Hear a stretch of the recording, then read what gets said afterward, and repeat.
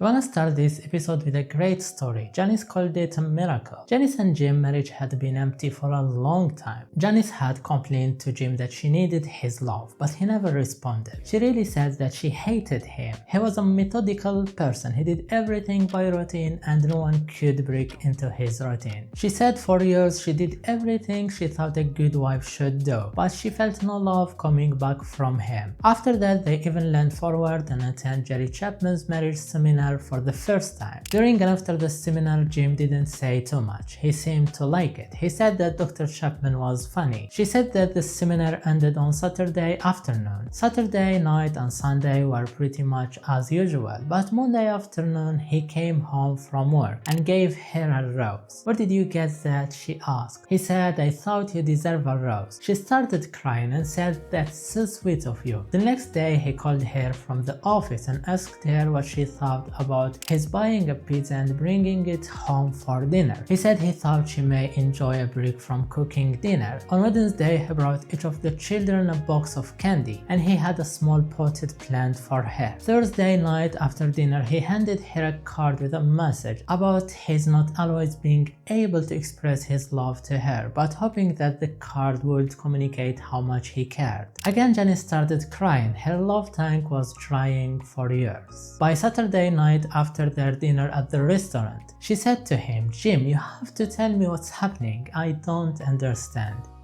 He told her that he had listened to Chapman lecture on love languages at the seminar and that he realized that her love language was gifts. He also realized that he had not given her a gift in years, maybe not since they had been married. He remembered that when they were dating, he used to bring her flowers and other small gifts, but after marriage he figured they couldn't afford that. So again he had decided that he was going to try to get her a gift every day for 1 week and see if it made any difference in her. 3 years later he hadn't missed a week. Their children called them lovebirds, 1 week of speaking the right language after 15 years of silence.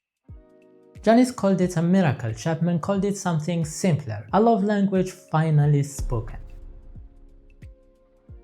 Hello, I'm Akil and this is The Quiet Space. Every culture in human history has used gifts as part of the love and marriage process. Gift giving is a fundamental human expression of love. And the good news, according to Chapman, it is one of the easiest love languages to learn. When Dr. Chapman was studying anthropology and specifically the culture of the Carib Indians, and on the trip he met Fred. Fred was not a Carib, but a young man of 28 years. Fred had lost a hand in fishing by dynamite accident. Since the accident, he could not continue in his fishing career. He had plenty of available time and Chapman welcomed his companionship. They spent hours together talking about his culture. At the end of their weeks together, as Chapman prepared to leave that small island, Fred gave him a final token of his love. It was a crooked stick which he had taken from the ocean. Fred said that the stick had lived on the shores of Dominica for a long time and he wanted Chapman to have it as a reminder of the beautiful island. But it is not as much a reminder of Dominica as it is a reminder of love.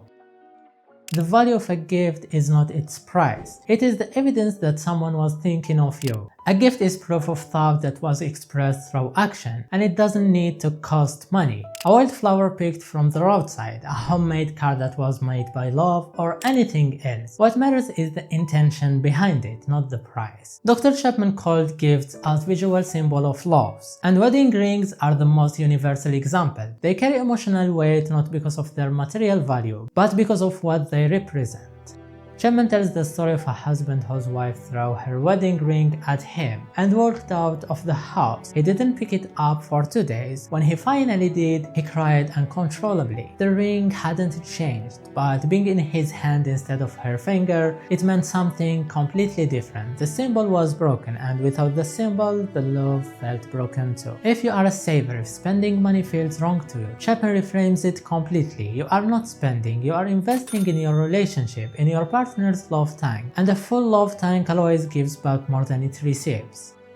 Sometimes a gift has nothing to do with something you can hold. Chapman called it the gift of sex, the gift of presence. Jan once said to Chapman, "My husband Don loves softball more than he loves me. On the day our baby was born, he was there for the birth, and then 10 minutes later he left to play softball. I was laying in the hospital alone and he was at the game."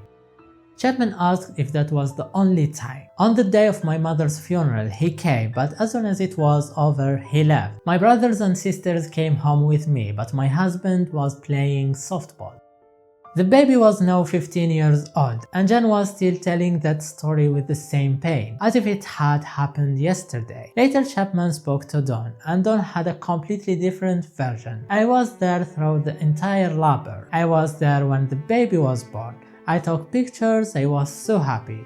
I went to tell the team, I thought she would be proud. But when I came back to the hospital that evening, she was furious. I couldn't understand why. Dawn said I had done what I thought it was important to her, but it was never enough. She says I love softball more than I love her. That's ridiculous.